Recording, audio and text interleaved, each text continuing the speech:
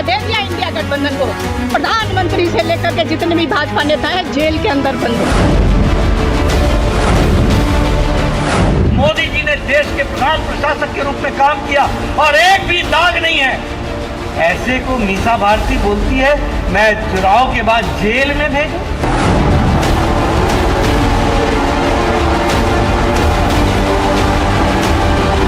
वो लोग हम लोगों के ऊपर तानाशाही का आरोप लगाते हैं।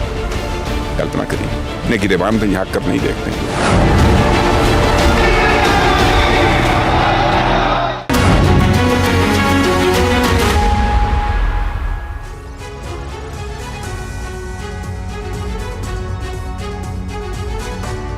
जी हाँ, जब जब प्रधानमंत्री नरेंद्र मोदी के लिए अपशब्दों का इस्तेमाल किया गया है उसका पॉलिटिकली ऑपोजिशन को नुकसान ही हुआ है, लेकिन उसके बावजूद भी 2024 के लोकसभा चुनावों से पहले यह सिलसिला जारी है। कहीं विपक्ष सेल्फ गोल तो नहीं कर रहा है। आज इसी पर करेंगे बात। आपके साथ मैं हूं समीर अब्बास, मेरे साथ रवि मिश्रा भी मौजूद हैं।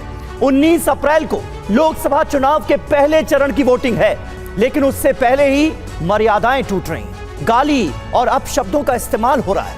नेता एक दूसरे पर जहरीले शब्दों से प्रहार कर रहे हैं। विपक्षी नेता राजनीतिक मर्यादाएं तोड़ते हुए प्रधानमंत्री के खिलाफ अपशब्दों का इस्तेमाल कर रहे हैं। जी हां, इसी कड़ी में ताजा मामला बिहार का है, जहां लालू यादव की बेटी और पाटलिपुत्र से आरजेडी उम्मीदवार मीसा भारती ने पीएम मोदी के लिए एक ऐसा बयान दिया है जिस पर सियासत तेज हो गई है। प्रधानमंत्री मोदी ने भी अपने अंदाज में जवाब दिया। आज इसी पर बड़ी बहस करेंगे कि क्या मोदी को अपशब्द विपक्ष का सेल्फ गोल है, क्या इससे विपक्ष को लगातार नुकसान हो रहा है। जी और इस बड़े सवाल पर चर्चा की शुरुआत अहम खबर के साथ कर रहे हैं। विपक्ष के अपशब्दों पर पीएम मोदी ने पलटवार किया है। वो क्या कह रहे हैं? महाराष्ट्र के रामटेक में पीएम मोदी ने जवाब दिया है। विपक्ष के अपशब्द पर पीएम मोदी का जवाब, मोदी को गाली का रुझान। इसका मतलब क्या है कि फिर से आ रही है मोदी सरकार। यह कहा है पीएम मोदी ने, विपक्ष गाली दे तो समझो फिर मोदी सरकार बन रही। मुझे गाली चुनाव नतीजों का रुझान है, ये कह रहे हैं प्रधानमंत्री नरेंद्र मोदी। ऑपोजिशन के तमाम लीडरान की तरफ से प्रधानमंत्री के खिलाफ जिस तरह से अपशब्दों का इस्तेमाल किया गया, उसका 2 वाक्यों में जवाब दिया है प्रधानमंत्री मोदी ने। सुनिए। जब मोदी को गालियां बढ़ जाए तो रुझान समझ जाइए फिर एक बार। जब ये लोग मेरे स्वर्गीय पिताजी या माताजी को गाली देने लगे तो समझ जाइए फिर एक बार।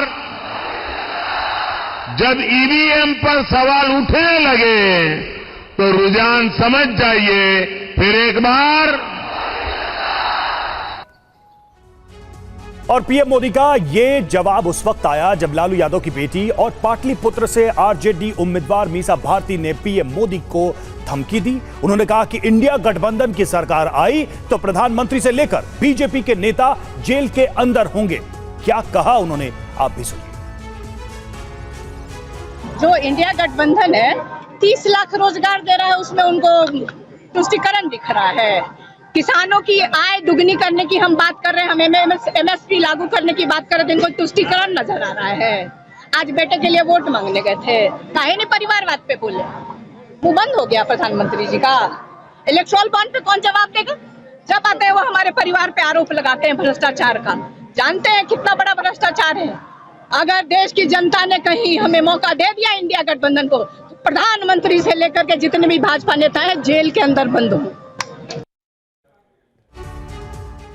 तो प्रधानमंत्री नरेंद्र मोदी समेत बीजेपी के तमाम नेता जेल के अंदर होंगे अगर हमें मौका दे दिया, इंडिया गठबंधन को मौका दे दिया। यह कहा है मीसा भारती ने। और एबीसी पर राजनीति तेज है। पीएम मोदी को अपशब्द विपक्ष का सेल्फ गोल तो साबित नहीं हो जाएगा, यह है बड़ा सवाल। देखिए तमाम जो नेताओं के बयानात सामने आए हैं ऑपोजिशन से प्रधानमंत्री नरेंद्र मोदी के लिए, वो क्या हैं? मीसा भारती को आपने अभी सुना, उन्होंने कहा कि पीएम समेत तमाम बीजेपी नेता जेल के अंदर बंद होंगे अगर इंडिया गठबंधन को आपने मौका दे दिया तो। सवाल, क्या वोट के लिए मीसा पीएम मोदी को जेल में डालने की बात कर रही हैं? ये सवाल नजर आता है। बिल्कुल। और दूसरा सवाल कि क्या बौखलाहट में पीएम मोदी को अपशब्द कह रही हैं मीसा भारती? किसी खींच की वजह से वो ऐसे बयान दे रही हैं? तीसरा सवाल कि प्रचार के दौरान मीसा ने पीएम के खिलाफ शब्दों की मर्यादा क्यों लांघी? सीधे सीधे वो कह रही हैं कि प्रधानमंत्री जेल जाएंगे अगर इंडिया गठबंधन की सरकार बनी तो। बिल्कुल, सवाल यह भी है कि क्या प्रधानमंत्री के खिलाफ अपशब्द विपक्ष की पराजय के संकेत हैं? और इस बात का जिक्र अपने बयान में, अपने जवाब में प्रधानमंत्री नरेंद्र मोदी खुद करते नजर आ रहे हैं। क्या विपक्ष को बीजेपी की बड़ी जीत के संकेत मिल रहे हैं, जिस वजह से इस तरह के बयानों का एक दौर हम देख रहे हैं ऐन चुनावों से पहले? ये अपने आप में वो बड़ा सवाल है जिसकी तरफ सीधे सीधे प्रधानमंत्री नरेंद्र मोदी ने इन सारे बयानों का जवाब देते हुए किया है इशारा। तो कुल मिलाकर अगला पॉइंट जो है वो हम सामने रखेंगे अपने दर्शकों के, क्योंकि ये सिलसिला यहीं रुका नहीं है। तमाम नेताओं के बयानात सामने आए और एक एक करके इस शो में हम आपको नेताओं के वो बयान सुनवाएंगे भी। और प्रधानमंत्री नरेंद्र मोदी का आपने जवाब भी देखा। हमारे साथ कुछ खास मेहमान मौजूद हैं। शिवम त्यागी हमारे साथ हैं, प्रवक्ता भारतीय जनता पार्टी के। स्वाति चंद्रशेखर, प्रवक्ता कांग्रेस। संजय सरकार, नेता टीएमसी के, हमारे साथ मौजूद हैं। दानिश कुरैशी, एआईएमआईएम के नेता हैं, वो हमारे साथ मौजूद हैं। और हमारे साथ वरिष्ठ पत्रकार रामकृपाल सिंह भी जुड़ रहे हैं, उनसे भी करेंगे इस मुद्दे पर बात। सभी मेहमानों के पास चलेंगे, लेकिन उसके पहले देखिए एक रिएक्शन भी हम आपको दिखाते हैं। मीसा भारती का जो बयान आया उस पर जेपी नड्डा ने पलटवार किया है। लालू सेहत की वजह से जमानत पर हैं, ये कहा है जेपी नड्डा ने। लालू यादव चारा घोटाले में शामिल हैं, जेपी नड्डा का बयान। जो खुद बेल पर, वो मोदी जी को गाली दे रहे हैं। मोदी जी प्रधान सेवक, एक भी दाग नहीं है, ये कहना है जेपी नड्डा का। क्या कहा उन्होंने, आइए सुनते हैं। ये मोदी जी को गाली देते रहते हैं, कभी सांप, कभी बिच्छू, कभी क्या। इनकी निराशा, इनकी हताशा, इनका फ्रस्ट्रेशन चरम सीमा पर है। अभी जिसने 23 साल तक सबसे सर्वोच्च पद पर रह करके 12 साल से ज्यादा चीफ मिनिस्टर और अब 10 साल से ज्यादा प्रधानमंत्री के रूप में मोदी जी ने देश के प्रधान प्रशासक के रूप में काम किया और एक भी दाग नहीं है, ऐसे को मीसा भारती बोलती है मैं चुनाव के बाद जेल में भेजूं। लालू सेहत के कारण बेल पर है कि नहीं है, चारा घोटाले में इन्वॉल्व है कि नहीं है, और लोगों से मीसा भारती पर अंजाम है कि नहीं है। जो खुद बेल पर हो, जिनसे खुद पूछताछ हो रही हो, वो आज मोदी जी को गाली दे रहे हैं। और हमारे साथ तमाम खास मेहमान मौजूद हैं। स्वाति चंद्रशेखर जी, शुरुआत आपसे ही कर लेते हैं, क्योंकि प्रधानमंत्री नरेंद्र मोदी साफ कह रहे हैं कि जब अपशब्दों की बाढ़ उनके खिलाफ देखने को मिलने लगे चुनाव प्रचार में ऑपोजिशन की तरफ से, तो ये चुनाव के नतीजों का रुझान होता है। इसका मतलब होता है फिर आ रही है मोदी सरकार। क्या जवाब है? सबको नमस्कार। मैं सीधा एक सवाल पूछना चाहती हूँ पहले आपसे। क्या इस देश में कोई भी नेता, प्रधानमंत्री से लेकर ओपोजिशन लीडर से लेकर चाहे कोई भी पार्टी का हो, वो प्रश्न से अतीत है क्या? क्या कोई उनसे प्रश्न नहीं पूछ सकते, कोई उनके ऊपर इल्जाम नहीं लगा सकते? अगर गलत किए हैं तो फिर कार्रवाई होगी, तो इतना डर की बात क्यों है? अगर गलत किया है तो फिर जेल के अंदर जाएंगे, अगर गलत नहीं किया है तो फिर उसमें तो एक्विट हो जाएंगे। तो इसको इतना बड़ा बनाने की क्या जरूरत है? इलेक्टोरल बॉन्ड्स की अगर बात करें, 6000 करोड़ की स्कैम है, ये हमारा इल्जाम है। तो फिर अगर ईडी और सीबीआई वो कहते हैं कि इंडिपेंडेंट बॉडी है, तो फिर इंडिपेंडेंट बॉडी होकर ईडी और सीबीआई इसका जांच अभी से अभी शुरू करे। और चाहे उसमें प्रधानमंत्री हो, चाहे बीजेपी का कोई नेता हो, चाहे ऑपोजिशन का कोई हो, तो फिर उनके ऊपर जांच करे।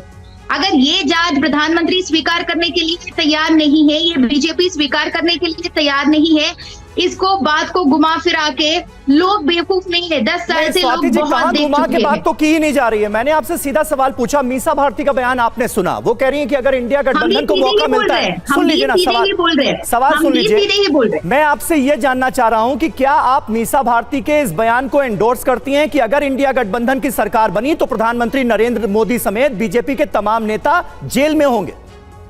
अगर गलत किए हैं तो फिर सब जेल में होंगे, अगर गलत नहीं किए हैं तो फिर वो अपने अपने भाग्य में होते हैं। तो फिर अगर हमारी सरकार आएंगे तो फिर हम भ्रष्टाचार तो आप ये मुक्त मानती भारत के लिए जो बीजेपी 2014 से जो कहकर आ रहे हैं, तो उसके लिए जो उन्होंने कोई 1% का काम भी नहीं किए हैं, हम उसके ऊपर काम करने वाले हैं और हम इस बात पर बहुत तो आप ये मानती हैं कि आरजेडी के जो बड़े नेता जेल गए, जिनको सजा हुई वो गलत थे, आप ये मानती है ना? मतलब आपको पता ही होगा कौन जेल गया, किसको सजा मिली। जी अगर गलत किए हैं तो फिर जेल जाके गलत किए नहीं है, उनको सजा हुई। आप ये तो बोल ही सकती हैं कि उन्होंने गलत किया तो वो जेल गए, ये नहीं बोल रही आप।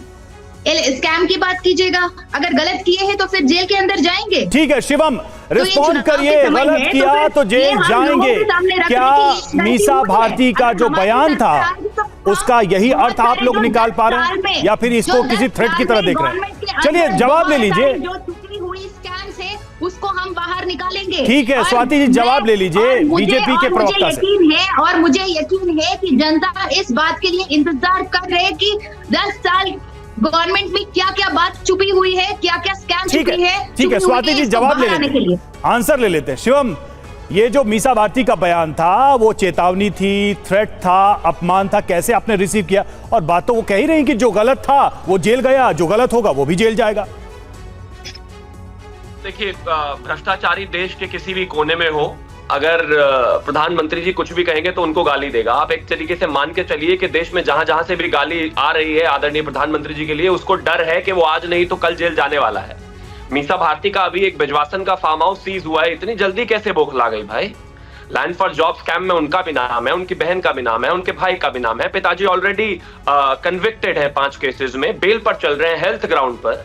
तो जाहिर है इस देश में किसी भी कोने से आदरणीय प्रधानमंत्री जी के लिए अगर गाली निकल कर आ रही है, समझ लीजिए कुछ ना कुछ काला छुपा हुआ है वहां पर। डर जायज है। एक होता है ना कि कहीं पर सिचुएशन अगर ऐसी बन जाती है तो जब आप अपने सामने वाले को इलेक्टोरली हरा नहीं सकते, उनको कुछ कर नहीं सकते, उनके सामने जीत नहीं सकते, जनता के बीच में उनके सामने उनको चैलेंज नहीं कर सकते, तो क्या करेंगे? अपने मन की, दिल की फ्रस्ट्रेशन निकालने के लिए सिर्फ गाली देंगे। आए दिन जिस तरीके से 100-100, 200-200, 500-500 करोड़ रुपए लोगों के घरों में से निकल रहे हैं, आए दिन जिस तरीके से ईडी सीबीआई के चंगुल में जो है, जो भ्रष्टाचारी है वो फंस रहे हैं, तो दिख रहा है सामने कि और तो कुछ कर नहीं सकते, कम से कम आदरणीय प्रधानमंत्री जी को गाली ही दीजिए। लेकिन वही बात है कि अगर गाली दे रहे हैं तो मान लीजिए अब की बार फिर से मोदी सरकार बन रही है, देते रहिए गाली। अगर गालियां वोट में कन्वर्ट होकर इनको जिता सकती है तो मेरी शुभकामनाएं। मतलब ये स्थिति पॉलिटिकली सूट करती है आपको? नहीं, हमें सूट करती है या नहीं करती है, लेकिन सामने वाला दे रहा है उसको इन्वेस्टिगेट करा जाना चाहिए कि भाई राहुल गांधी गाली काहे दे रहे हैं, उनको पता है वो जीत नहीं सकते। या फिर मल्लिकार्जुन खड़गे आए दिन गाली क्यों देते रहते हैं? क्योंकि पता है वो जीत नहीं सकते। लालू प्रसाद क्यों गाली देते हैं? क्योंकि पता है वो जीत नहीं सकते। स्टालिन इसलिए देते हैं क्योंकि पता है वो जीत नहीं सकते। ममता बनर्जी इसलिए दे रही है क्योंकि इस बार हारने वाली है। अखिलेश यादव इसलिए दे रहे हैं क्योंकि इस बार हारने वाले हैं। तो ठीक है, संजय सरकार हमारे साथ मौजूद है। सरकार साहब जवाब दीजिए। बीजेपी कह रही है कि क्योंकि पता है ममता बनर्जी को कि वो हारने वाली हैं, लोकसभा चुनावों में बड़ा झटका लगने वाला है, इसीलिए अपशब्द, बार बार ये डरा हुआ तानाशाह प्रधानमंत्री नरेंद्र मोदी के लिए इस तरह के अल्फाज इस्तेमाल किए जा रहे हैं जानबूझकर। अच्छा, ये सरकार साहब है क्या? डरा हुआ छोड़िए, एक बार मैं ही डर गया था इनको देख के। तो आज क्या बात है सरकार साहब, ये एकदम अलग ही माहौल में आप। ठीक है, जवाब देने दीजिए। जी आप संजय सरकार नहीं, हम संजय सरकार है। हाँ। अच्छा, अरे आपके को तो कह रहा हूँ, पहचान नहीं पाया मैं आज आपको। आप तो बड़े भाई है मेरे। परसों का रोज के दिन में बुनियाद सरकार साहब मैं पहचान नहीं पाया आपको। अच्छा ठीक है शिवम। बंगाल को जनता को बोला गया है उल्टा करके पेड़ में लटका के पीटा जाएंगे। ये गृह मंत्री होने के नाते अगर ये शब्द, ये असंगति शब्द अगर प्रयोग करते हैं तो इसके लेके कोई भी मतलब जो डिबेट नहीं हो सकता, शो चालू नहीं हो सकता है। तो मीसा भारती जो बोला है उसको लेकर शो चालू हो गया। कल उसको भारतीय जनता पार्टी को जो उम्मीदवार है सपन मजूमदार जो बारासात में, बोला हाथ में डंडा रख के चुनाव कराएंगे हम लोग। हाथ में डंडा रखिए, भारतीय कार्यकर्ता को बोल रहे, किस तरह से भड़कावा भाषण दे रहा है। जब जनता उसको मतलब जब विरोध करना चालू कर देंगे तब ये नेता लोग भाग कर चला जाता है। तो बंगाल में बोलते हैं अशांत होना चालू हो जाता है, मारना पीटना चालू हो जाता है, इस तरफ से बात बोलना रह गया। बंगाल के बारे में ये बोल रहा है हार, हम आपको लिख के दे रहे हैं आज के तारीख में। भारतीय जनता पार्टी को अगर 4 सीट बंगाल से मिल गया, हम राजनीति से संन्यास ले लेंगे। 4 सीट जीतने वाला नहीं है ये, 4 सीट नहीं, आपको 4 सीट का नाम हम बता देंगे। और क्यों बोला गया है कि जहां कैंडिडेट करा गया उसको 10 आदमी रैली में नहीं जा रहा है। एक इलेक्शन कैंपेनिंग करने के लिए 80,513 बूथ है, वहाँ पर एक एक बूथ में 10 आदमी होना चाहिए कि नहीं, एजेंट होना चाहिए कि नहीं? इनके पास ना है एजेंट, ना है कुछ बकला गया। ठीक है, तो आपने दावा कर दिया कि बंगाल में तो बीजेपी कहीं आपको दिखाई नहीं दे रही है और चुनाव के नतीजे बता देंगे। ठीक है, ठीक है, दानिश कुरैशी इंतजार कर रहे हैं, सरकार साहब लौट रहे हैं। अरे एक राउंड तो हो जाने दीजिए, एक राउंड तो सबको अवसर ले लेने दीजिए, फिर वापस नाम नहीं सरकार है, आप तो इजाजत दीजिए।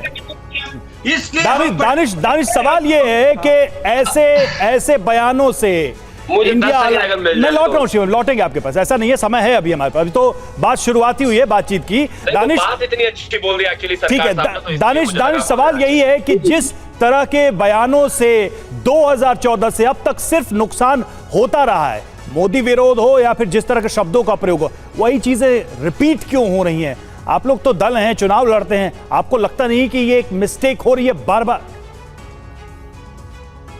देखिए, सबसे पहले तो मैं एक बात आपको बता दूं कि सबसे बड़ा सवाल तो यहाँ ये है कि मोदी जी के पास अब ये बातें करने के अलावा कुछ बचा नहीं है। भारतीय जनता पार्टी के पास कुछ भी नहीं है, और ये पहली बार नहीं है, हर बार वो मुद्दों पर ले जाकर, मैं ये कह रहा हूँ कि क्या पहली बार इस तरह की बात होती है? राजनीतिक विरोधी लोग जो है वो अच्छाई और बुराई देते रहते हैं, चाहे किसी भी पार्टी के नेता हो। मुझे एक आदमी बता दीजिए जिसकी बुराई ना करता हो। लोगों के अपने अपने तरीके हैं, लेकिन विपक्ष का मामला इस तरीके से क्रेडिबिलिटी खत्म कर देता है, क्योंकि ये पहली बार नहीं हुआ। आपको याद हो तो 2004 में जब केंद्र में सरकार बनी थी यूपीए की, उस वक्त के कद्दावर नेता गुजरात के जो थे शंकर सिंह वाघेला, उनका भी ये स्टेटमेंट आ गया था। अभी तो सरकार नहीं बनी और ये कह रहे हैं, लेकिन तब तो उन्होंने ये कहा था कि इधर हमारी सरकार बनी, मतलब कल सुबह उनकी ताजपोशी होने वाली थी, इधर हमारी सरकार बनी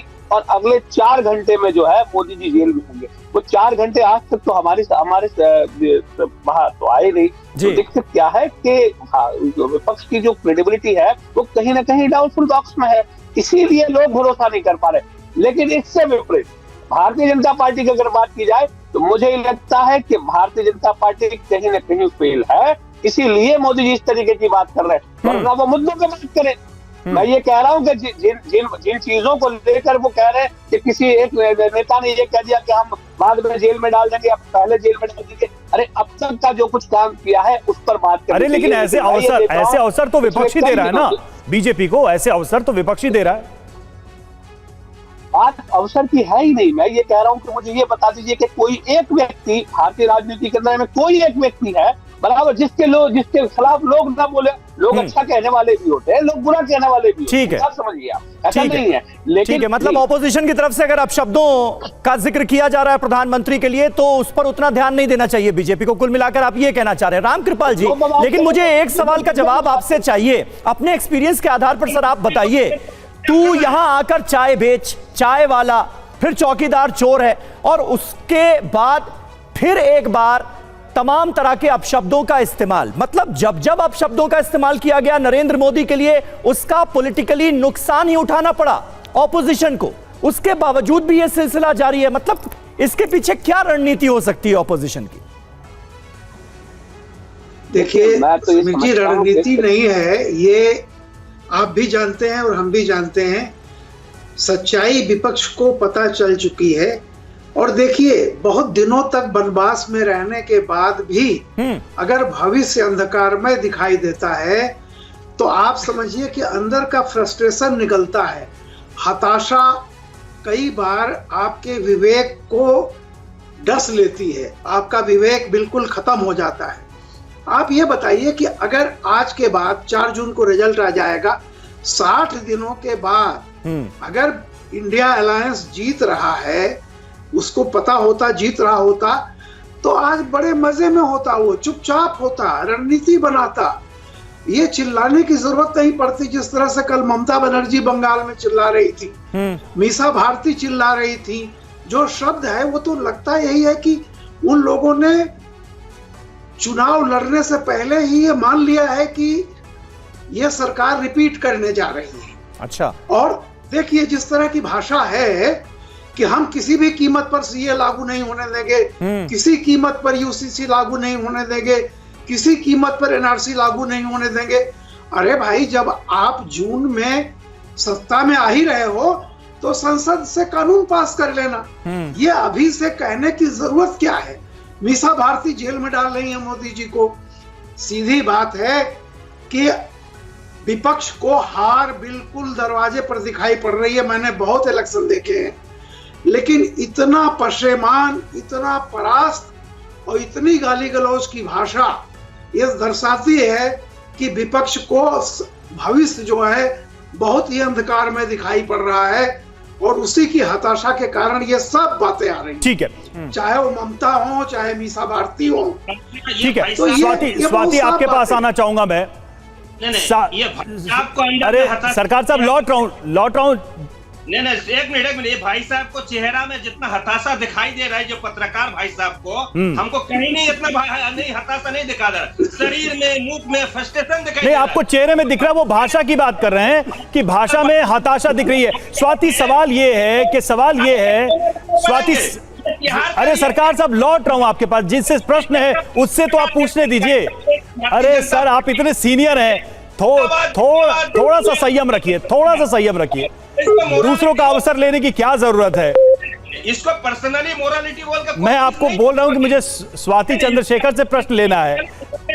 स्वाति, आप रिस्पॉन्ड करिए कि क्या वाकई में अगर इतना विश्वास है कि जीत के इंडिया गठबंधन की सरकार बन रही है, तो इतना पहले से ही ये सब कहने की क्या जरूरत है? ये जेल भेज देंगे भाई। हम तो ये देख रहे हैं कि इंडिया गठबंधन के कई बड़े नेता खुद बेल पे हैं। मुझे एक बात जो स्पेशली खास करके हमारा पत्रकार मित्र है और बीजेपी मित्र है जो कह रहे हैं, ये एकदम साइकोलॉजी की बात कर रहे हैं कि ये कैसे नेता बिहेव कर रहे हैं, ये उनका बयान कैसे है, और इसका पीछे छुपी हुई जो बात क्या है, और उनके दिमाग में क्या चल रहा है। मैं एक्चुअली उल्टा सवाल बीजेपी से पूछना चाहती हूँ। साइकोलॉजी में एक बहुत अच्छा वर्ड है विक्टिमहुड करके, और शायद मुझे लगता है कि आज की ट्रेंडिंग पे ट्विटर पे और पूरा भारत में टीवी9 भारतवर्ष के माध्यम से ये होनी चाहिए थी कि बीजेपी इतना विक्टिमहुड क्यों प्ले कर रहे हैं। अगर हमने कहा कि आपको जेल भेजने वाले हैं, आपके ऊपर कार्रवाई होगी, आपके ऊपर जांच होगी, तो फिर उसको स्वीकार क्यों नहीं कर रहे? हम कभी जनता के सामने जाके बच्चों के जैसे नहीं कहे, अरे ऑपोजिशन ने कह रही कि हमें जेल भेज देंगे, आप मुझे वोट दे दीजिए ताकि मैं इससे बच सकती हूँ, और ऑपोजिशन कह रही कि मुझे कोई इल्जाम लगा रहे हैं, आप मुझे वोट दे दीजिए, मैं इससे बच सकती हूँ। इतना विक्टिमहुड बीजेपी के नेता प्ले क्यों कर रहे हैं? अगर ऑपोजिशन कुछ शिवम, इसका जवाब दीजिए। ये विक्टिमहुड क्यों प्ले करने लगते हैं आप लोग बार बार? तमाम तरह के अपशब्दों का इस्तेमाल तो भारतीय जनता पार्टी के भी कई नेताओं की तरफ से हुआ, लेकिन अगर आपके नेताओं के खिलाफ अपशब्द इस्तेमाल किए जाते हैं तो विक्टिमहुड प्ले करते हैं आप लोग। चालू कर दीजिए जी, स्वाति जी, कार्रवाई चालू कर दीजिए। विक्टिमहुड क्यों प्ले कर रहे हैं? ठीक है, इसी का जवाब ले रहा था। देखिए, हाँ, देखिए, 2-3 सवाल आए, मैं सबसे पहले जवाब देना चाहता हूँ संजय सरकार जी का। संजय सरकार जी ने कहा कि देखिए, अगर 5 सीटें भी भारतीय जनता पार्टी की बंगाल में आ गई तो मैं जो है राजनीति छोड़ दूंगा। वैसे भी वो आज कफन वफन पहन के आए हैं बड़े एकदम स्टाइल में, तो मैं मानता हूँ लिख कर दे ही देते तो ज्यादा बेहतर रहता। वैसे भी राजनीति में है नहीं, लेकिन चलिए, अगर वो कहते हैं, आज दिख भी बहुत शानदार रहे हैं, वो इतना करीब मत आइए संजय सरकार जी कैमरा के, लोग डर जाएंगे, एकदम पीछे रह के लिख के दीजिए। आज आप मुझे सबसे पहले तो आपने बोला कि मैं लिख के देता हूं कि अगर भारतीय जनता पार्टी की 5 सीटें भी बंगाल में आ जाए तो मैं राजनीति छोड़ दूंगा, आपको छोड़नी पड़ेगी। दूसरा विषय, जहां तक मेरी बहन ने कहा विक्टिमहुड क्यों प्ले करता है, विक्टिमहुड बिल्कुल नहीं भाई, ये कोई नहीं। संजय जी पीछे रहिए कैमरा से, बच्चे डरेंगे, पीछे रहिए कैमरा से, बच्चे डरते। संजय जी, असल सवाल का जवाब देने दीजिए ना उनको। देश के बच्चे डर जाएंगे। आप इतना आगे आ जा रहे हैं। शिवम पर्सनल नहीं, एक चीज कहना है, पर्सनल नहीं, मैं सिर्फ एक ही चीज कहना चाहता हूँ कि ये विक्टिमहुड का विषय है ही नहीं। जब देश में चुनाव है, चुनाव में सभी पार्टियां हैं, पार्टियां लगातार बढ़ चढ़कर चुनाव में हिस्सा ले रही है। अगर आपको लगता है कि आप जीत जाएंगे, आप कहते हैं जेल से, किसको डरा रहे हैं भाई जेल से? आप जिस व्यक्ति को डराने की बात कर रहे हैं उनका ट्रैक रिकॉर्ड देखिए भाई। 50 साल में वो जनता के बीच में ही रहे हैं, वो गरीबी की जेल काट कर ही आए हैं, वो वहीं से निकल कर आए हैं। आपने उनको कम से कम 15 साल विक्टिमाइज किया है भाई, दिन रात।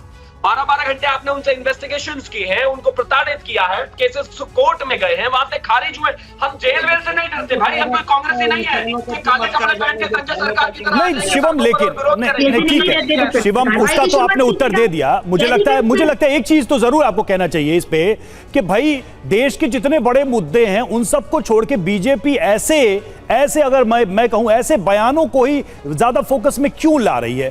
क्या उन मुद्दों को ज्यादा गंभीरता से रखने की जरूरत नहीं है, बजाय इसके कि ऐसे बयानों पर रिएक्ट करना? शिवम से उत्तर ले रहा हूं, आप ही का सवाल था स्वाति, आप ही का प्रश्न था शिवम जी। 10 साल में जब बहन रुक जाइए ना, आपने संजय सरकार की तरह क्यों शुरू कर दिया? मानता हूं इंडिया अलायंस में आप, लेकिन इसमें ये नहीं छोड़ दें सब बीच में बोले। रुक जाइए ना, एक करके मेरी गुजारिश है आपसे, मेरी गुजारिश है आपसे। स्वाति उत्तर ले लेते हैं। वो आरोप आप लगा चुकी हैं, आपने अपने ओपनिंग रिमार्क्स में भी ये बात कह दी थी।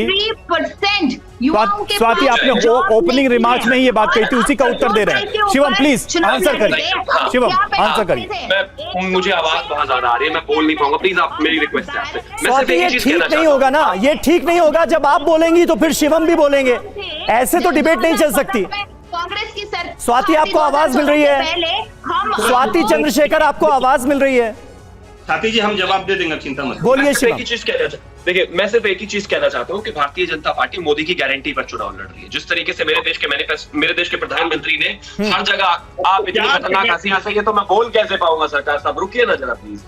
एक तो आप इतने अच्छे दिख रहे हैं आज, एक चीज मैं साफ कहना चाहता हूँ कि प्लीज रुक जाइए ना, आप रुक जाइए प्लीज। मैं एक दूसरे से बेहतर आवाज है मेरी, लेकिन इससे कोई लाभ नहीं है, लोगों के पास जवाब पहुंचेगा नहीं, लोगों के पास आवाज नहीं पहुंचेगी। हम किसी की भी इस बात से कोई लाभ नहीं है, कोई फायदा नहीं होने वाला कि आप मेरे ऊपर बोले, मैं आपके ऊपर बोलूं, मैं लगातार बोल सकता हूं, लेकिन कोई लाभ नहीं। मैं फिर से आता हूं उसी बात पर। हम भारतीय जनता पार्टी जो है मोदी की गारंटी पर चुनाव लड़ रहे हैं। आपने देखा भी होगा चैनल के जिस भी कॉन्क्लेव से लेकर जिस भी रैली में मेरे देश के प्रधानमंत्री गए, उन्होंने मोदी की गारंटी, अपने 10 साल का ट्रैक रिकॉर्ड और सारी चीजें गिनवाई। हम आगे भी उसी चीज पर चुनाव लड़ने वाले हैं। लेकिन अगर कोई पार्टी अपने मैनिफेस्टो में मुस्लिम लीग की बातें डालेगी तो हम जवाब देंगे। अगर कोई पार्टी मेरे देश के और मेरी पार्टी के सबसे बड़े नेता को कोई गाली देगा तो हम जवाब देंगे। हम इसके लिए एंटाइटल्ड है। आप चुनाव में अगर लड़ रहे हैं, आप चुनाव लड़िए चुनाव की तरह से, लेकिन अगर आप मेरे घर के मुखिया को, मेरे देश के प्रधानमंत्री को और मेरी पार्टी के सबसे बड़े नेता को गाली देंगे और फिर सोचेंगे कि बच के चले जाएंगे तो ठीक है शिवम, ठीक है। और मुझे लगता है कि जब आपके राष्ट्रीय अध्यक्ष जेपी नड्डा इस पर रिएक्ट कर रहे हैं, इसका मतलब पार्टी ने बहुत सोच समझ के इस पर रिएक्ट करने का भी तय किया है। और देखिए इस बीच विपक्ष पर रक्षा मंत्री राजनाथ सिंह ने भी हमला किया है। क्या कहा है राजनाथ सिंह ने, वो हम आपको बता रहे हैं। हमें तानाशाह कहते हैं, खुद गिरबान में नहीं झांकते। इमरजेंसी के दौरान मैं जेल में रहा, मेरी मां का निधन हुआ, मुझे पेरोल नहीं मिला, मां का अस्पताल में निधन, मेरी रिहाई नहीं हुई। क्या कहा राजनाथ सिंह ने, अतीत के पन्नों से सुनिए।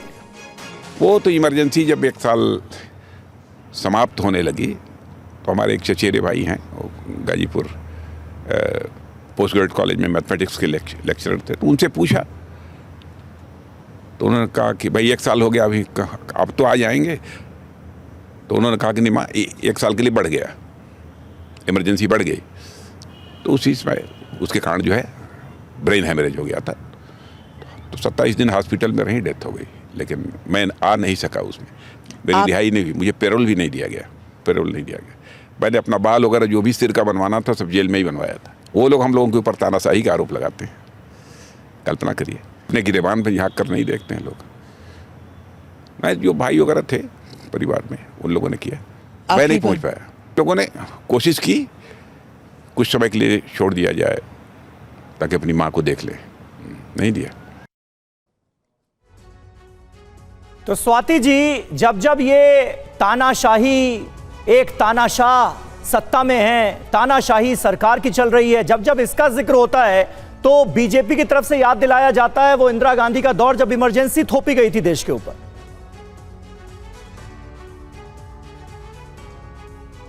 स्वाति जी चलिए, रामकृपाल जी कुछ ऐड करना चाह रहे हैं। स्वाति जी से लग रहा है अभी संपर्क टूट गया है। जी रामकृपाल जी, मैं केवल ये बताना चाहता हूं कि मीसा जी का जो नाम रखा था लालू जी ने, वो इमरजेंसी के दौरान पैदा हुई थी और मीसा उस समय लालू जी मीसा में ही बंद थे। बिल्कुल। मीसा का मतलब होता था maintenance of India security act, Misa.